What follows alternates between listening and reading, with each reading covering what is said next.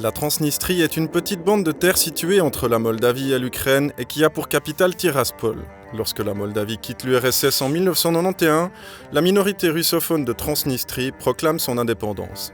Il en découle un conflit, la guerre du Dniestre. Celle-ci se solde par un cessez-le-feu, la Transnistrie maintient son indépendance, mais celle-ci n'est pas reconnue internationalement. Depuis, le temps s'y est arrêté. La Russie a déployé 1500 soldats. La région, qui compte 500 000 habitants, est connue pour être nostalgique de l'époque communiste.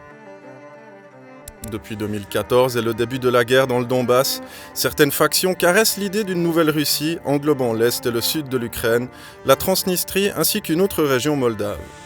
Le président Evgeny Shevchuk déclare vouloir rattacher la République moldave du Dniestre, le nom officiel de la Transnistrie, à la Fédération de Russie.